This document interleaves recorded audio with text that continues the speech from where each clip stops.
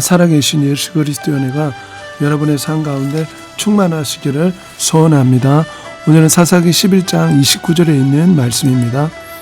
이에 여호와의 영이 입다에게 임하시니 입다가 길르앗과 므낫세를 지나서 길르앗의 미스바에 이르고 길르앗의 미스바에서부터 암몬 자손에게로 나아갈 때이다. 사사기 11장 29절에 있는 말씀입니다.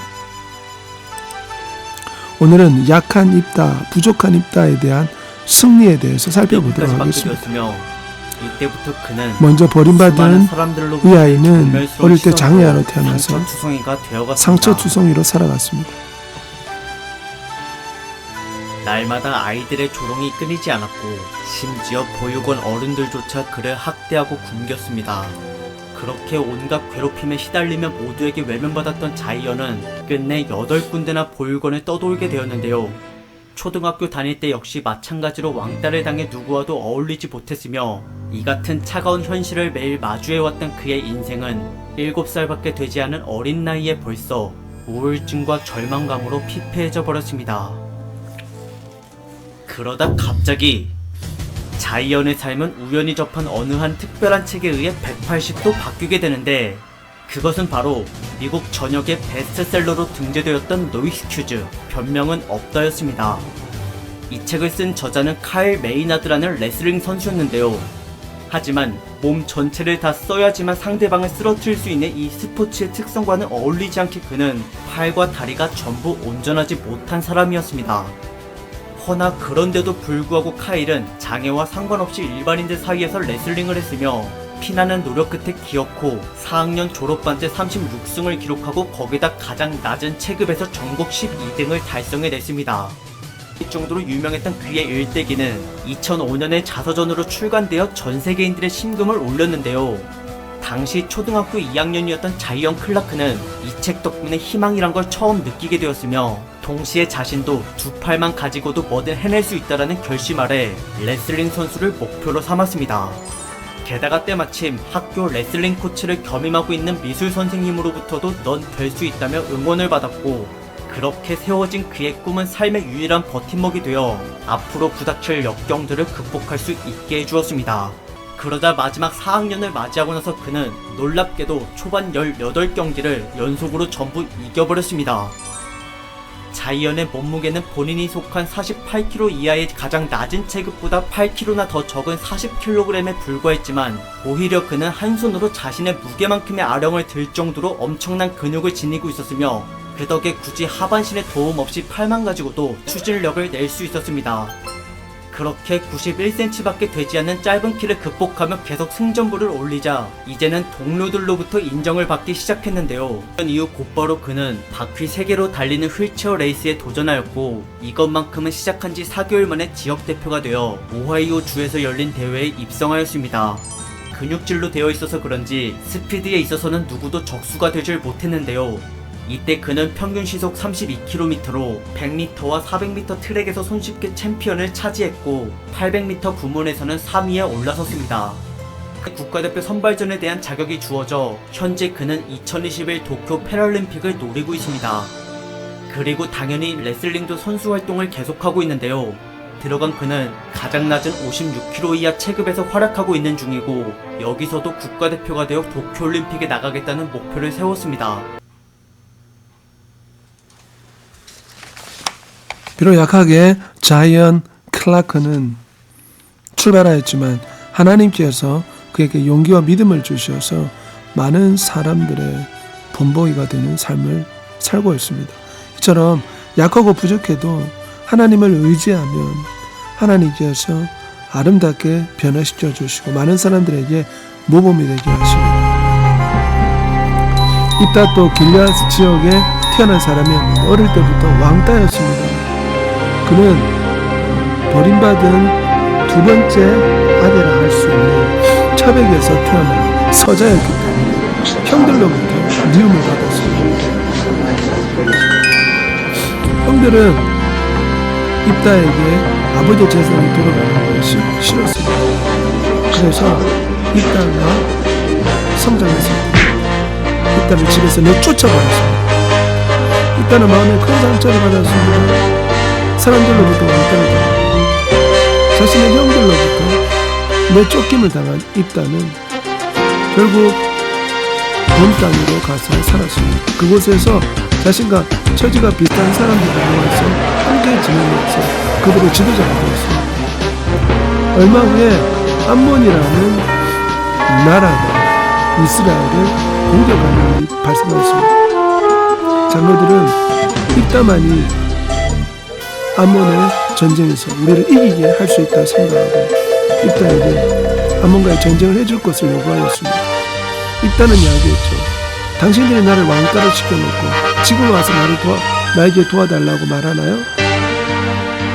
하지만 장로들은 그들이 암몬 족속 때문에 죽게 되었기 때문에 만일에 입다가 자신들을 도와주면 이스라엘의 지도자로 입다를 세워주겠다고 약속해 주었습니다.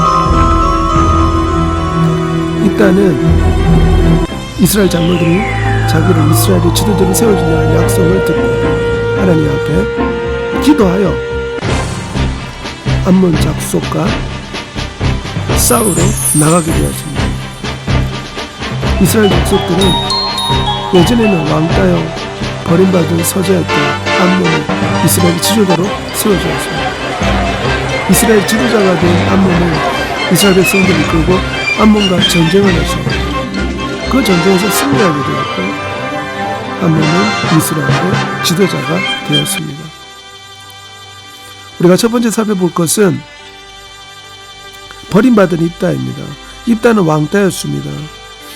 형들로부터 미움을 받아 집에서 내쫓김을 당한 사람이었습니다. 기드온도 마찬가지죠. 기드온도 사람들 앞에서 용기가 부족했던 그런 약한 사람이었습니다. 하지만 하나님은 기드온을 위대한 장군으로 바꿔주셨죠. 우리 예수 그리스도께서 선택한 베드로와 야고보와 요한도 그 당시에 부족한 사람들이었습니다. 고기 잡는 어부였습니다. 예루살렘에는 성경에 능통한 사내들인 공회원들이 많이 있었지만 우리 예수 그리스도께서는 그들을 선택하지 않고 도리어 부족한 베드로와 요한을 선택하였습니다. 하나님은 왜 똑똑하고 훌륭한 왕들을 선택하지 않고 이렇게 부족한 입다를 선택할까요? 왜냐하면 왕들과 지혜자들은 자기 지혜만 의지하고 교만해서 하나님께 순종하지 않죠. 하지만 입다처럼 부족한 사람은 자신의 부족함을 알기 때문에 하나님을 더 의지하게 됩니다. 세상의 판단으로는 돈이 많고 부자와 잘생긴 사람이 대우를 받고 칭찬을 받지만 하나님의 관점은 그것이 아닙니다. 하나님은 예수 그리스도를 잘 믿고 하나님을 의지하는 사람을 높여주시죠. 느부갓네살 왕은 자신의 모양으로 20m 이상의 금신상을 만들었지만 결국은 산에서 7년 동안 정신병자가 되어서 옷을 다 벗고 짐승처럼 살아야 했습니다. 왜냐하면 느부갓네살 왕은 마음이 교만하여 하나님께 버림받았기 때문입니다. 여호와께서 사무엘에게 이르시되 내가 보는 것은 사람과 같지 아니하니 사람은 외모를 보거니와 나 여호와는 중심을 보시느니라. 하나님은 약하고 부족해도 하나님을 의지하면 하나님을 사랑하면 귀하게 여기십니다. 예전에 얼굴이 못나서 걱정했던 옥동자라는 유명한 사람이 있습니다. 하나님 앞에 무엇을 해야 될까 기도할 때 하나님은 너는 얼굴이 못났지만 사람들을 웃길 수 있는 재능이 있으니 개그맨이 되라.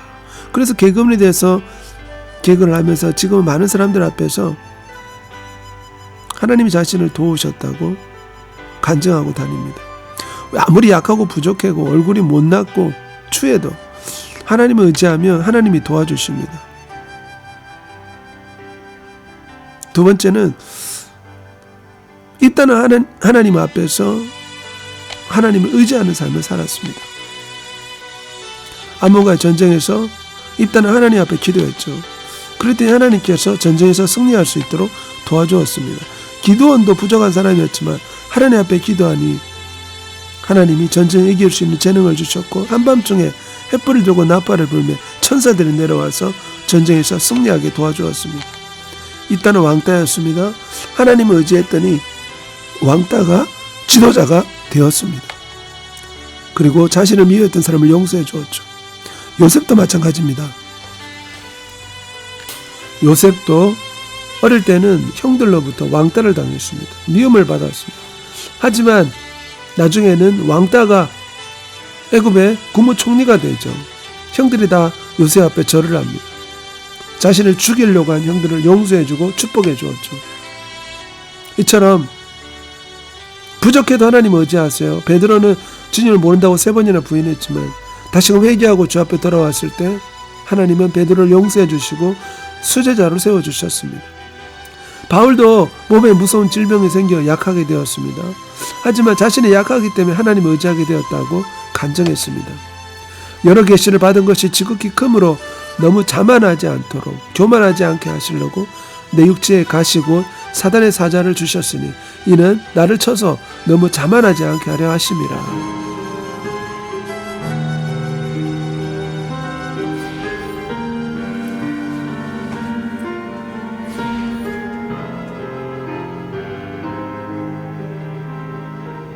사람들은 저보고 잘 나가다가 떨어졌는데 그걸 어떻게 감당해내냐 그러면서 아니다. 죽었다가 살아난 것이다. 거꾸로 봐야지 그거를.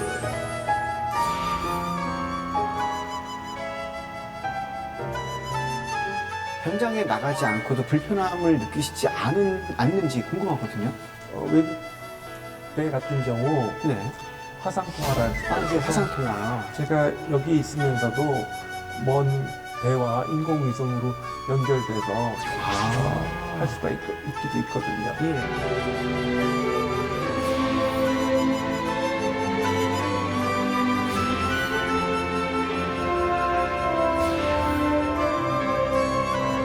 그래서 앞으로 큰 불행이 오겠구나 생각했는데 시간이 지나니 또 다른 또 가능성이 보이고 생기더라고요. 그래서 인생은 끝까지 살아가야 되는구나.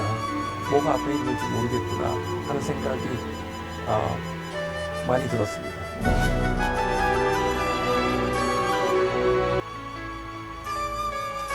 이처럼 아무리 힘들고 어려워도 하나님을 의지하며 하나님이 도와주십니다.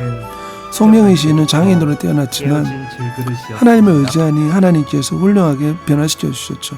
김세진 어린이도 양쪽 다리가 없는 가운데 태어났지만 어릴 때는 왕따였지만 하나님을 의지하니 훌륭한 수영선수가 되어서 많은 사람들 앞에 용기와 도전을 주는 사람이 되었습니다. 대한민국 청소년 영웅상을 받았죠. 입다는 어릴 때부터 왕따였습니다. 하지만 하나님을 의지하니 하나님께서 왕따를 지도자로 바꾸어 주셨습니다. 우리가 약하고 부족하고 왕따라 할지라도 하나님을 의지하면 하나님이 입다처럼 크게 복을 주십니다. 위대하신 아버지 하나님, 입다는 어릴 때부터 왕따로 따돌림을 당한 부족한 사람이었습니다. 하지만 입다가 하나님을 의지하니 하나님께서는 왕따인 입다를 이스라엘의 지도자로 세워주셨습니다. 우리도 부족하고 약해도 하나님을 의지하면 예수 그리스도께서 우리를 도와주신다는 것을 늘 마음으로 믿고 생각할 수 있게 도와주옵소서. 예수 그리스도의 이름으로 기도합니다. 아멘.